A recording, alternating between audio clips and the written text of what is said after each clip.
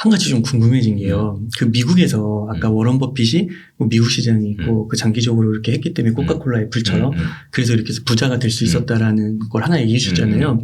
그런 만약에 지금 이제 만약 미국 시장이고 그런 기업을 발견해서 투자를 한다고 했을 때 그런 거는 이렇게 중간중간 이렇게 지금도 보면 애플이 가격이 한 10% 이렇게 떨어지잖아요. 이럴 때 그 사고 팔고 하는 게 좋은 거예요? 아니면 계속 그냥 팔지 않고 사기만 하는 게 좋은 거예요? 그거 맞죠. 그게 가장 좋은 질문인데.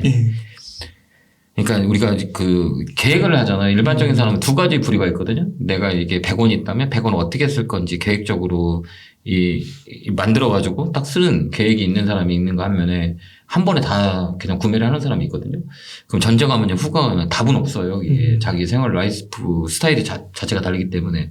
근데 주식 살 때는 이제 내가 이거를 장기적으로 볼 거다? 그러면 이 장기적으로 본 거는 내가 1년을 볼 거냐, 2년을 볼 거냐, 나만의 예측을 한 상태에서 떨어진다 그러면 추가 매수할 수 있는, 내가 장기적으로 3년을 볼 거다 그러면 떨어지면 추가 매수할 수 있는 거잖아요. 그럼 해놓는 거죠.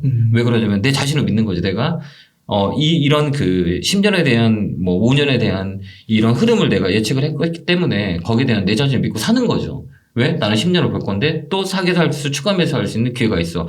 떨어질 때만 살 수 있는 거잖아요. 올라갈 땐 잘 못 사잖아요. 떨어지기 때문에 추가 매수할 수 있는 거죠. 그 대신에 이 기업의 성장 스토리를 내가 익히고 있어야 되는 거죠. 그래서 내가 장기적으로 본다면 지금 삼성전자 봐봐. 10년 갖고 있다면 지금 살 수 있어요? 못 사요? 10년 갖고. 내가 10년 동안 들고 있다고 하면 살 것 같아요? 안 살 것 같아요?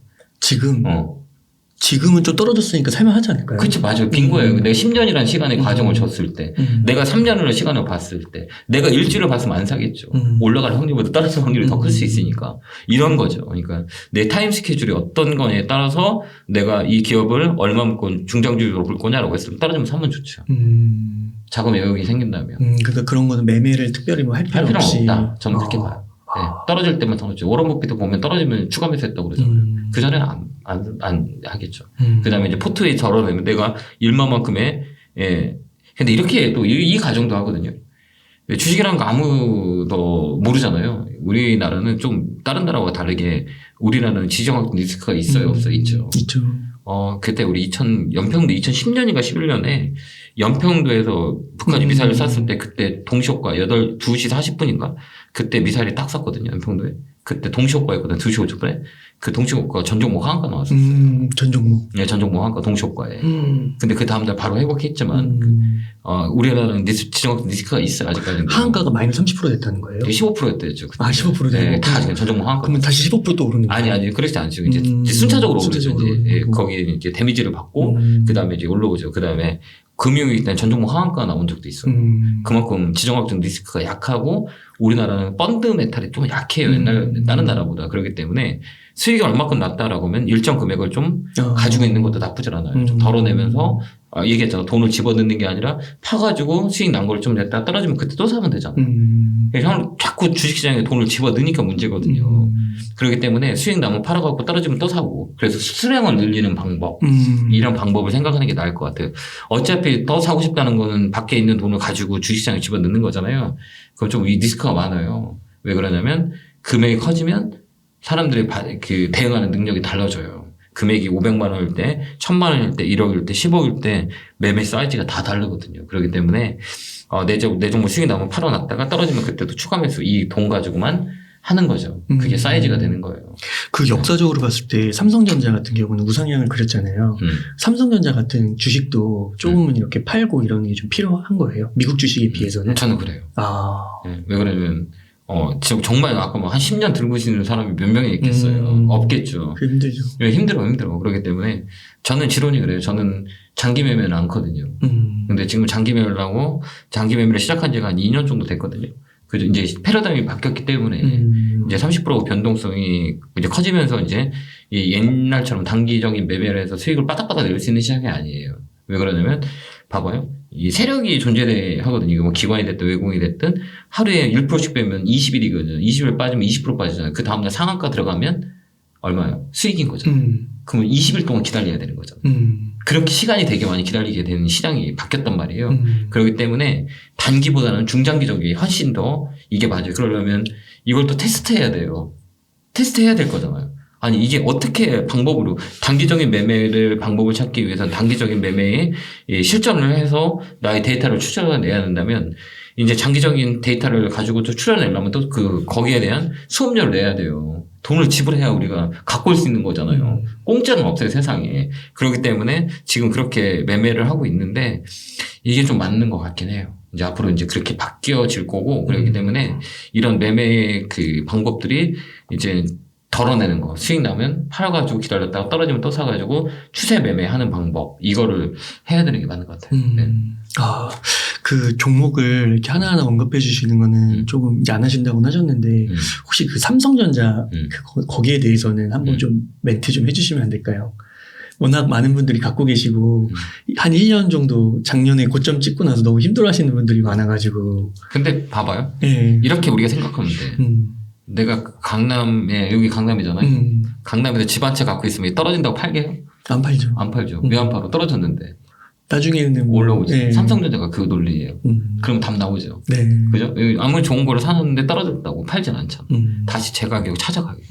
왜 그러냐면 우리나라는 성장할 수 있는 모멘텀이 더 많이 있기 때문에 기회의 나라라고 저는 개인적으로 보거든요. 제가 2014년에 강연할 때 우리나라 3,000포인트 간다고 그랬거든요. 욕 엄청 먹었어요. 네. 그때가 1,900, 1,800포인트였거든요. 우리나라 3,000점 찍을 겁니다. 라고 얘기했었는데 우리나라도 장기적으로는 찍습니다라고 얘기했더니 욕 엄청 많이 했거든요. 말이 되냐. 근데 올라왔거든요.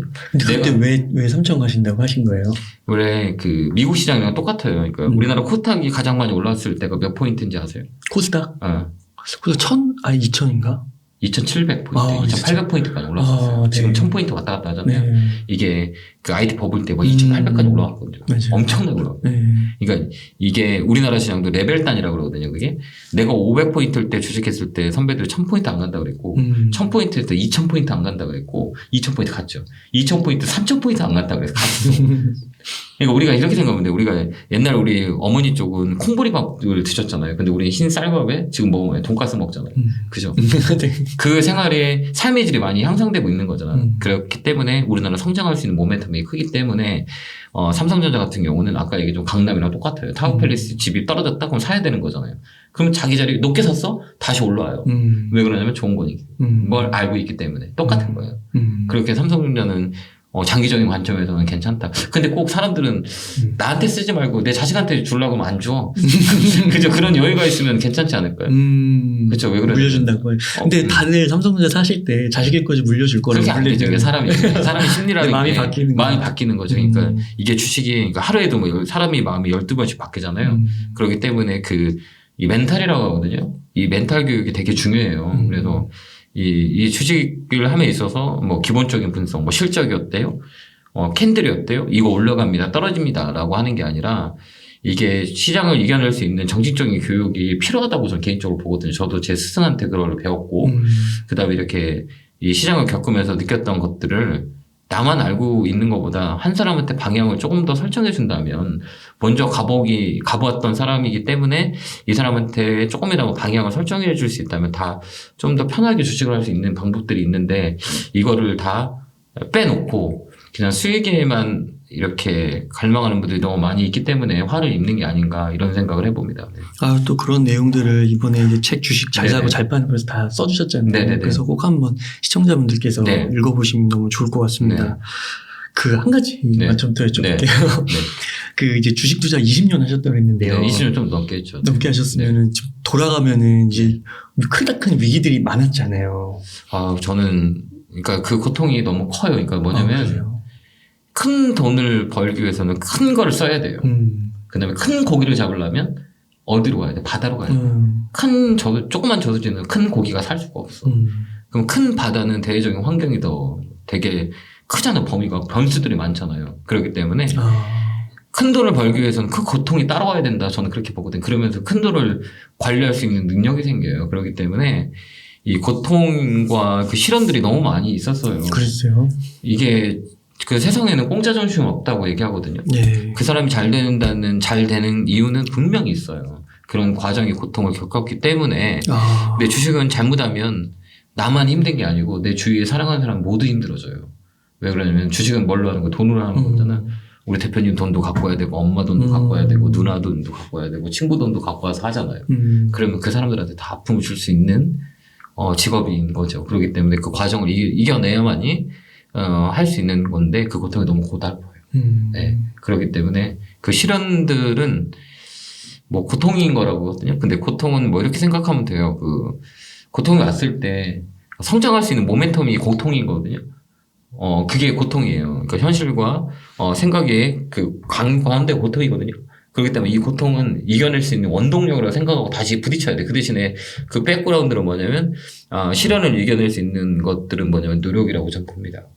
노력을 하지 않으면 계속해서 꾸준하게 노력하지 않으면 돈을 벌 수가 없고 그다음에 돈을 벌고 돈이 좋다면 거기에 대한 대가를 치러야 돼요. 그러기 위해서는 그렇게 위해서는 보상을 받으려면 대가를 치러야 된다고 보거든요. 시간에 대한 대가, 그다음에 노력에 대한 대가. 그래서 저는 노력하지 않는 사람은 밥도 먹지 말라 그래요.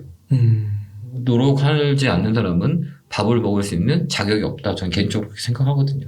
근데 실제로 그렇게 하시니까 나중에 좀 달콤한 보상이 주어지나요? 세상은 그래도 제가 아까도 얘기했지만 공평하다고. 아까도 설 때도 제가 그렇게 고등학교 때 놀고 학교에서 속삭였던 친구가 고등학교 때 정말 많이 놀았거든요. 제가 또 태권도 충남 대표였기 때문에 운동했던 친구라 엄청 많이 까불었어요. 정말 까불었어요. 많이 까불고 막 사고도 많이 치고 그런 친구가 내가 이렇게 성장했던 걸 보면 많이 놀래요. 너가 진짜 뭐 이 정도 뭐 이렇게.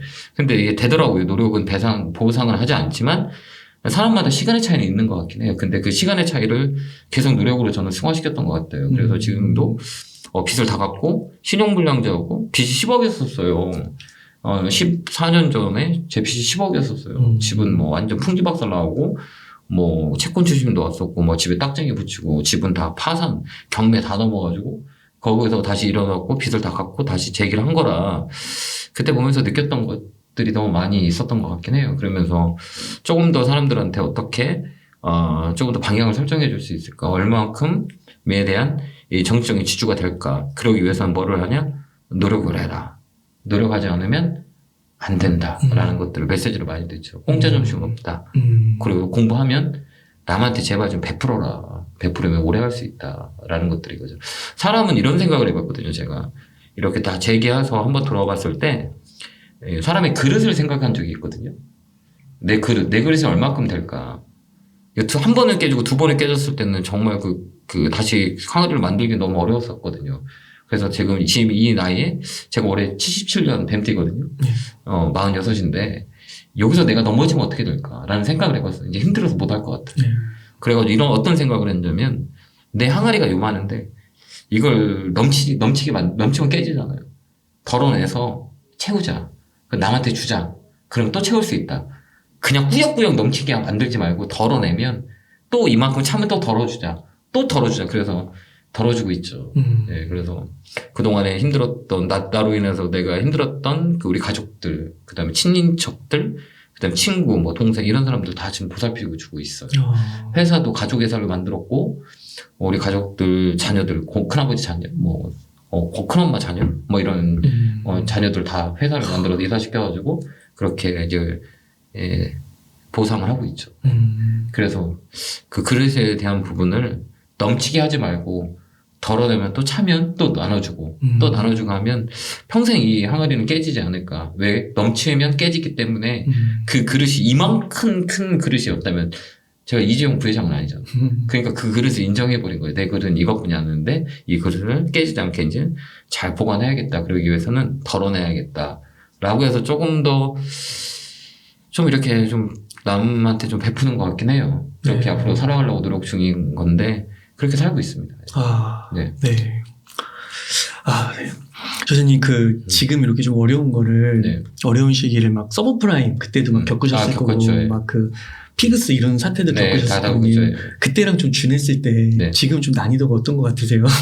지금은 이제 보이는 거죠. 이제 옛날에는 여러 가지 역사적인 배경들을 봤을 때, 하락파동의 크기는 다 다르거든요. 근데 이제 우리가 이렇게 우리가 오가던 길이 딱 불이 꺼지면 내가 여기 지금 왔다 갔다 오가던 길이 불이 꺼졌어요. 그러면 그래서 나는 갈 수 있어요. 왜 그러냐면 오가던 길이기 때문에 이 길을 알고 있기 때문에 잘 가거든요. 근데 처음에 오신 분이 불이 딱 꺼졌으면 갈 수 있어요? 못 가죠. 그거 똑같아요. 그러니까 시장이 얼마만큼 녹아 있냐에 따라서 이럴 때는 어차피 이 사람이 떨어질 때는 그 파급력에 따라서 그 하락 파동은 크지만 올라가는 반등력에 대한 부분들도 똑같은 퍼포먼스를 내거든요. 떨어진 만큼의 또 리바운딩이 또 세게요. 그때 아까 얘기했지만 시그널을 잘 볼 수 있다면 그 미싱을 하는 거죠. 그러면 큰 돈을 벌 수가 있어요. 그때가 기회인 것 같거든. 지금도 이 기회를 잘 잡으면 좀 더 이 올라갔을 때의 그 불안함보다는 바닥에서 리바운드의 크기가 더 세다고 보거든요. 그래서 이번에는 좀 더 기회가 오지 않을까 저는 개인적으로 봅니다. 그 기회를 잡아야 되는 거예요. 왜 그러냐면 싸게 살 수 있는 포지션이 있는 거잖아요. 그러니까 좀 더 밀린다 그러면 그때 이제 저점을 잡겠다라고 했을 때는 그때는 좀 더 강하게 또 매수할 수 있는 기회, 싸게 살 수 있는 기회가 온다. 저는 그렇게 봅니다. 그러니까 우리나라 시장은 무조건 긍정적으로 보는 거죠. 다만 진폭이 있을 때 그때 매수 기회를 잡는 거다라고 생각하는 거죠. 네. 네, 감사합니다. 선생님, 그러면은 이렇게 해서 전반적으로 좀 네. 질문은 다른 것 같은데 네. 혹시 좀 못다 하신 말씀 있으실까요? 그러니까 저는 그렇게 생각을 하고 매번 말씀을 드리는 건데 제가 이제 공부를 이제 늦깎이 시작해서 이제 사이버 대학교를 졸업했거든요. 그러면 캠퍼스 낭만을 못 느껴요. 근데 이제 대학원을 딱 진학하면서 첫 수업에 그 교수님께서 저한테 울림의 단어를 줬어요. 첫 수업이 뭐였냐면 딱 그 세상은 아는 만큼 보이고 보이는 만큼 느낀다. 딱 얘기를 하시는 거예요. 그때 저한테는 큰 울림이 왔었거든요. 주식은 내가 알아야 되는구나. 그래서 내가 보여야 되는구나. 그래야 내 느끼는구나. 이게 주식하고 딱 맞는 얘기. 내가 알지 못하면 보이지도 않는 거죠.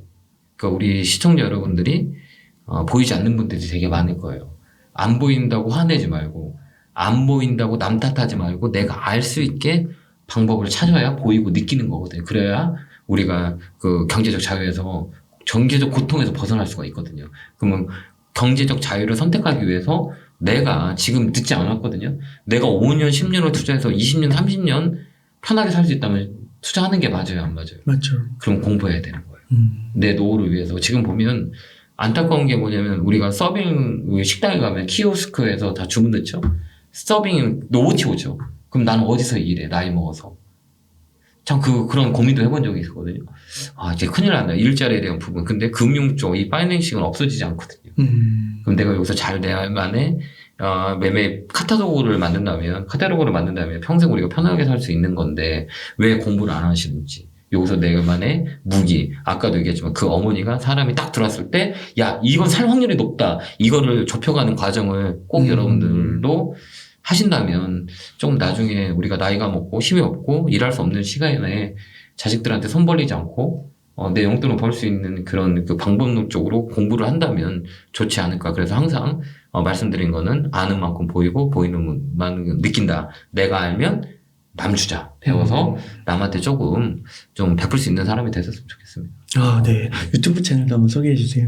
저 유튜브 채널은 김영구의 투자 전략을 해요. 근데 거기는 제가 관심 종목을 말씀을 드려요. 근데 왜 말씀을 드리냐면 토요일날 상담을 하게 되면 매번 그 경제 TV에서 급등주를 해가지고 그 상담을 하는 종목들이 다 그런 거예요.